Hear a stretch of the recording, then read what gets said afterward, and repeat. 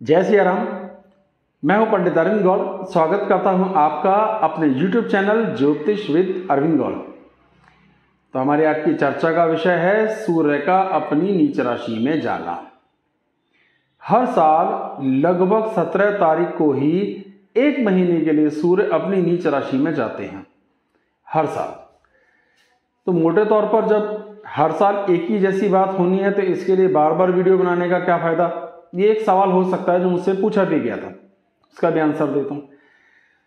केवल सूर्य ही तो नीच राशि में जाता है हर साल फिक्स 17 तारीख से लेके 16 नवंबर तक। और ग्रह तो अलग अलग होते हैं, सभी कुछ बिल्कुल एक जैसा कभी नहीं होता। इसका अर्थ क्या निकला कि कभी किसी वर्ष नीचभंग राजयोग बनेगा, किसी वर्ष नहीं बनेगा, किसी वर्ष कुछ और सुविधाएं भी उसको देखेंगी। तो हमेशा बिल्कुल एक जैसा ही हर बार होगा, ये जरूरी नहीं है। अगर ऐसा होता तो एक ही साल वीडियो बनाइए और एग्जैक्ट उसी वीडियो को वापस रिपीट करते चले जाओ, हर साल दोबारा अपलोड कर दो।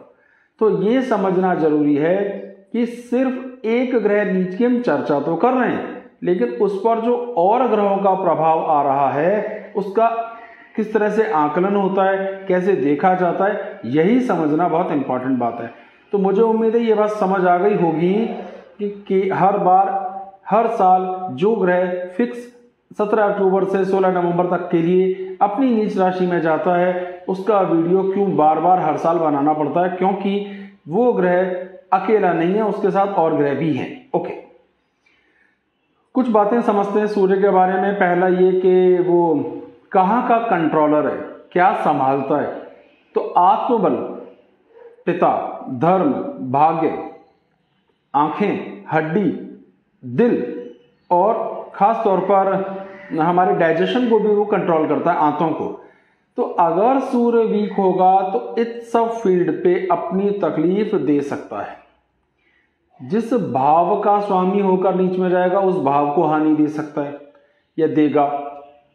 तो ये हुई सूर्य की अपनी तरीका। वो कहाँ का कारक है, कहाँ का कारक है, पहले भाव का, 9वें भाव का और 10वें भाव का।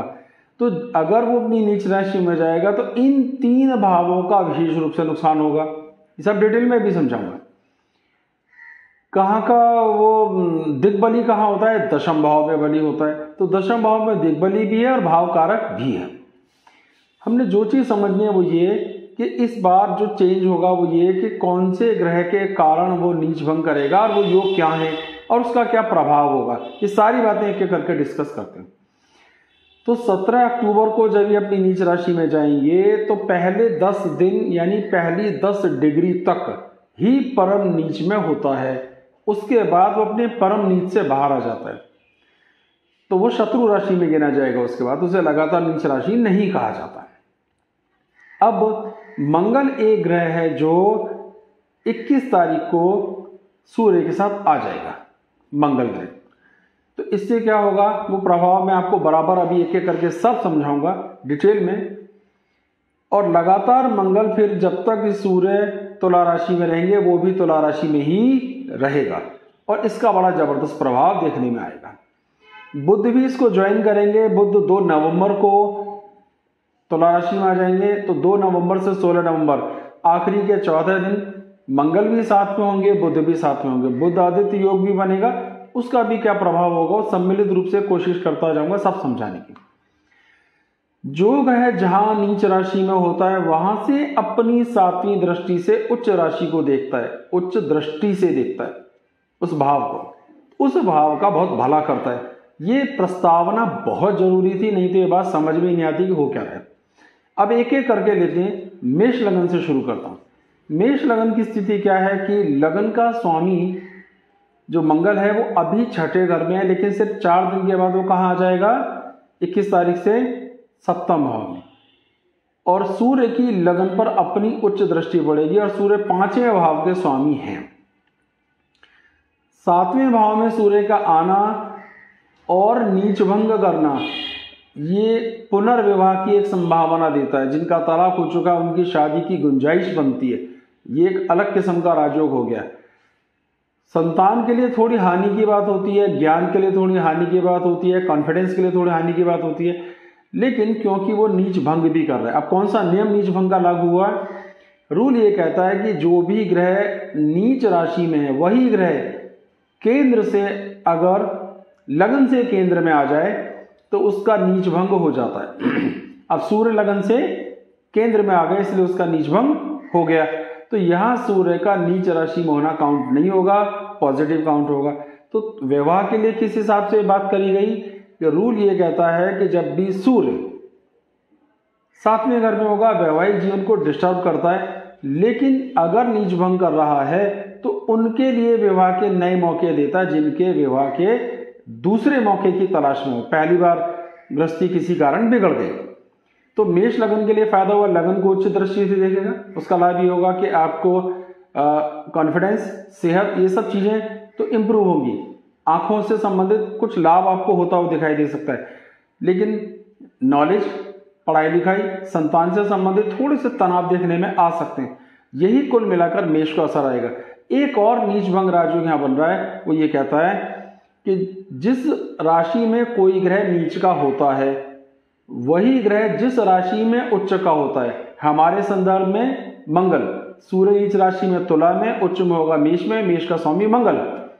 तो मंगल भी अगर केंद्रों में आ जाए लगन से तो भी नीच भंग हो जाता है।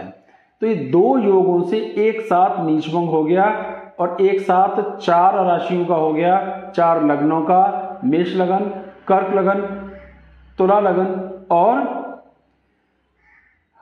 आपका मकर। इन चारों जो चर लगन है, हमारी चर लग्न है, इन चारों लग्नों के लिए ये नीच भंग बन गया। तो मेष की स्थिति तो आपके यहां बिल्कुल क्लियर हो गई होगी कि मेष के लिए वो थोड़ी बहुत तकलीफ संतान को देगा, लगन को फायदा देगा, ये उसकी एक स्थिति आ जाती है। वृषभ लगन की बात करते हैं। अब वृषभ लगन में वो चौथे भाव का स्वामी होकर के छठे घर में बैठा है। छठा घर शत्रुओं का, शत्रुओं को कष्ट देगा, शत्रुओं को कष्ट देगा। फायदा तो आपको होगा अगर आप अपने शत्रुओं को कष्ट दे पाएंगे, उनको समझा पाएंगे, धमका पाएंगे, लाभ आपका हुआ। लेकिन वो आंखों को कष्ट देगा, उसकी दृष्टि, उच्च दृष्टि 12वें घर पर पड़ रही है तो आंखों को कष्ट होगा, भागदौड़ ज्यादा होगी, खर्चे ज्यादा होंगे, डॉक्टरी इलाज में भी पैसे ज्यादा खर्च हो सकते हैं। मां के सुखों में कोई कमी देखने में आ सकती है। अपने मकान, अपने व्हीकल को लेने में भी कुछ दिक्कतें, कुछ प्रॉब्लम देखने में आ सकती हैं। अब यहां भी एक खास तरीके का नीच भंग योग बन रहा है। रूल ये कहता है कि जो भी ग्रह, जिस राशि में कोई ग्रह नीच का जाता है, जिस राशि में कोई ग्रह नीच का जाता है, हमारे आज के वीडियो के हिसाब से सूर्य नीच राशि में गया तुला राशि में, तुला राशि का स्वामी शुक्र, तो शुक्र भी अगर लगन से केंद्र में आएगा तो नीच भंग हो जाएगा। इस हिसाब से वृषभ का, सिंह का, वृश्चिक का और कुंभ का, इन 4 लग्नों का नीच भंग हो गया। तो यहां नीच भंग होने का जो लाभ हुआ है वो इतना हो गया कि आपको उतना ज्यादा तकलीफ नहीं होगी, उतनी ज्यादा समस्याएं नहीं आएंगी जितना आप उम्मीद कर रहे हैं। ये बातें मुझे उम्मीद है समझ आ रही होंगी। नीच भंग समझना बड़ा जरूरी है, इसे समझेंगे तो बात ज्यादा आसान हो जाएगी। सुनने में नीच देखकर डर लगता है, इतना डरने की जरूरत नहीं। मिथुन लगन की बात करते हैं। मिथुन लगन के लिए स्थिति है कि वो तीसरे घर का स्वामी है और अपनी नीच राशि में गए। तीसरा घर हमारे प्रयासों का, हमारे एफर्ट्स का, हमारी सामर्थ्य का, लेकिन उसके नीच राशि में जाने से भाइयों के साथ तालमेल की दिक्कत थोड़ी देखने में आएगी, एडजस्टमेंट की दिक्कत देखने में आएगी। आपकी की हुई मेहनत के हिसाब से आपको उतना रिजल्ट मिलता हुआ नहीं दिखाई देगा। और यहाँ पर टेक्निकली कोई सा भी नीच भंग योग नहीं बन रहा है। पर यहाँ एक और तरीका भी है जो नीच भंग में तो नहीं आता, वो ये है कि शनि की अपनी उच्च दृष्टि इसी भाव पर पड़ रही है।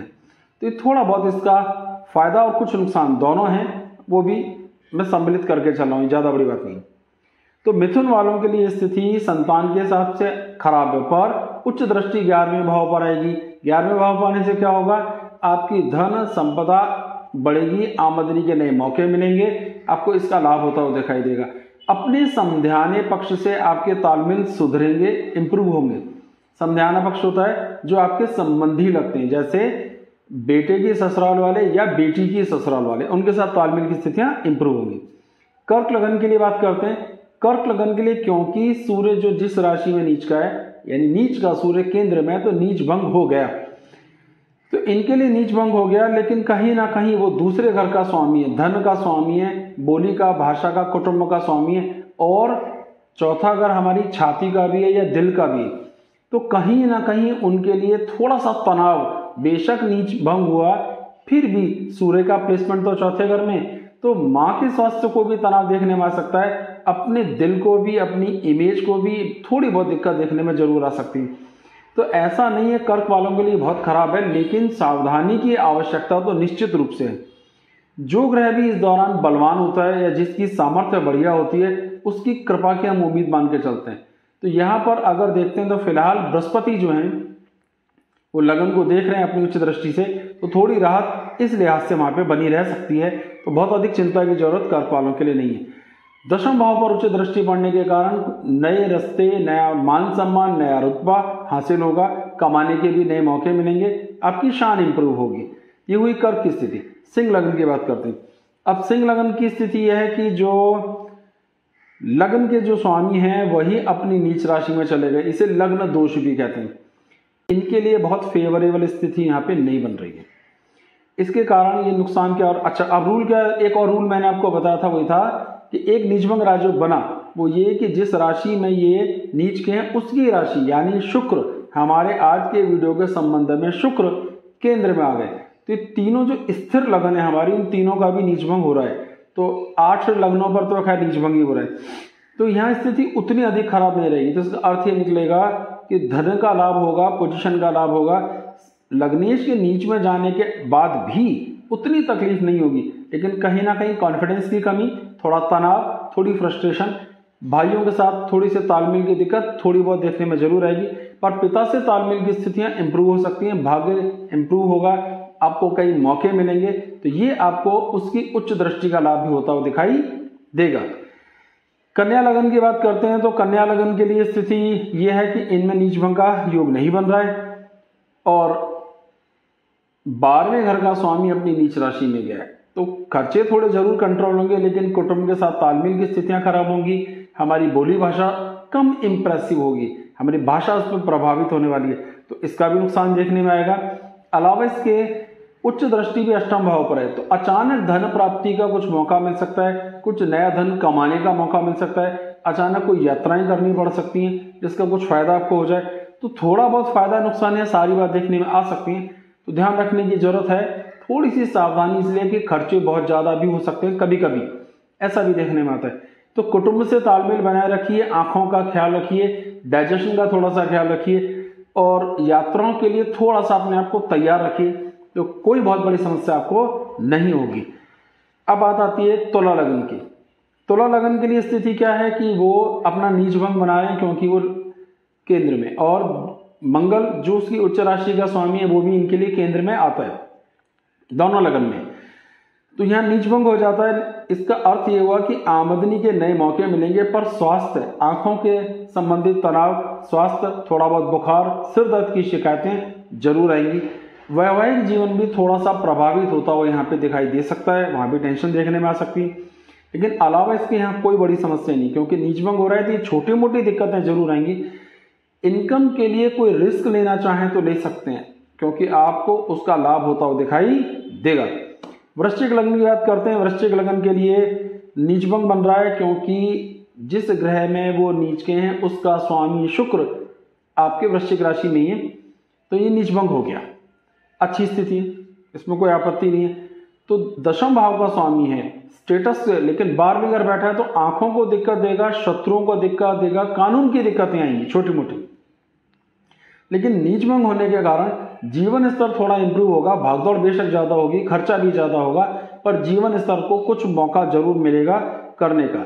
एक साधारण रूल ये कहता है कि जो भी ग्रह 6, 8, 12 जाते हैं वो ज्यादा खराब स्थिति पैदा करते हैं, पर नीचभंग होने के कारण स्थिति उतनी खराब नहीं होगी।